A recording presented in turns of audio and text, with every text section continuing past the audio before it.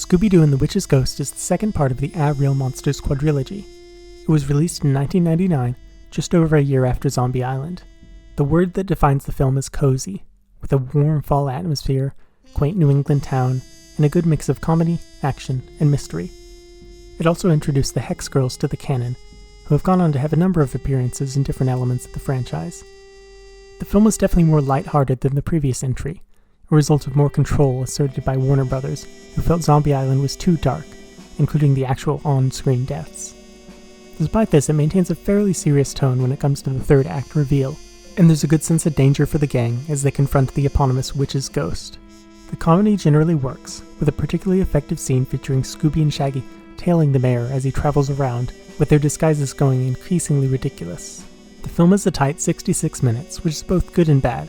There are no filler scenes, and even the time spent establishing the town feels important, but the actual mystery gets wrapped up very quickly, with no time for red herrings or clues.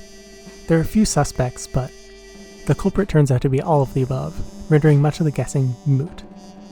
Still, brevity is the soul of wit, and the curt runtime forces confrontation rather than just blundering around, which is an overall positive. The film begins with the classic starter mystery, the gang dressed up in costumes confronting a couple of zombie Vikings or something similar. There's a quick chase sequence accompanied by a decent music track, and the monsters are stopped not by the gang, but by a stranger, Ben Ravencroft. I appreciate all the names in the film, they're just the right amount of over the top. He's voiced by Tim Curry in a fantastic performance.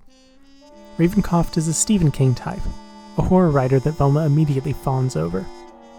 This helps maintain a bit of continuity, as she owned a bookshop in the last film. He invites the gang to his Massachusetts home, and they accept without hesitation. There's a brief shot that might be the Golden Gate Bridge, meaning they travel across the entire country, but who knows, maybe it's a different red suspension bridge. The countryside itself is decked out in beautiful fall colors, with the animation still done by Mook. This is most apparent in some of the side characters, who have very anime-inspired aesthetics and expressions.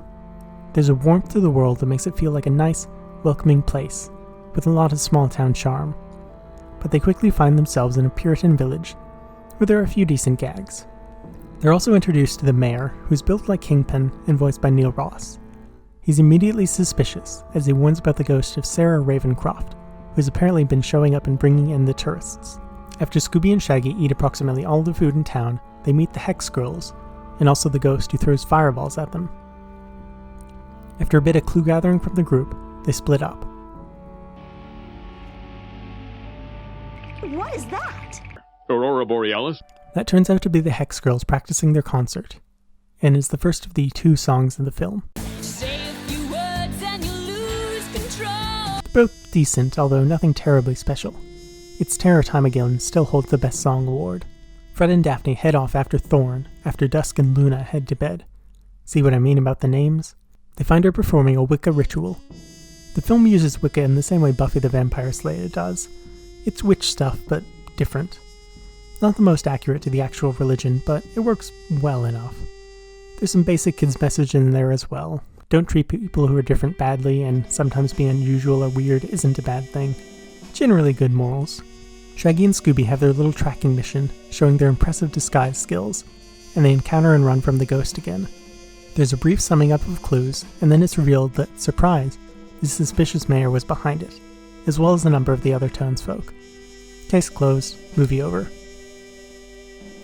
That was how the originally planned script ended at least, but Glenn Leopold wanted to continue the themes of Zombie Island with real monsters, so a new third act was written. Ravencroft has been going on about his ancestor's book, and now Velma finally figures out where it could be. The gang all go to investigate, and Scooby-Doo digs up a chest. Now here's the twist, and there is a twist. There was actually a witch, and Ben is a warlock. Upon acquiring the book, he gains magical powers, mostly agility and telekinesis. He throws her on the gang, and there's some decent action. Then he summons his ancestor's ghost.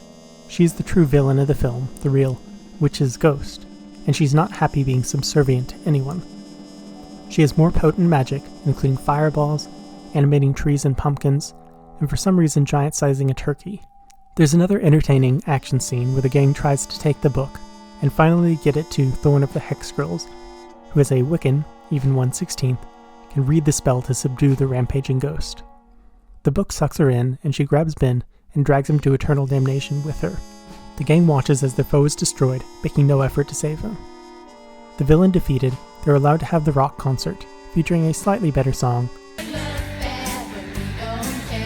and the gang singing and playing instruments, a reference to the original concept for the Scooby show. Witch's Ghost is consistently great and hits every note that it tries to. It excels in atmosphere with a cozy New England setup and a suitably spooky finale, with real stakes and exciting action. While the mystery is not exactly a brain teaser, it's solidly set up, with enough payoff, and the twist and secondary plot are similarly foreshadowed to a sufficient extent. Looking at the tier list, this is a solid A, with little to complain about.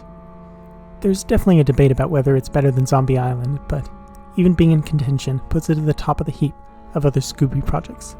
Which is your favorite of the Real Monsters quadrilogy? I'll be covering the other two films soon. I hope you've enjoyed this video. Be well.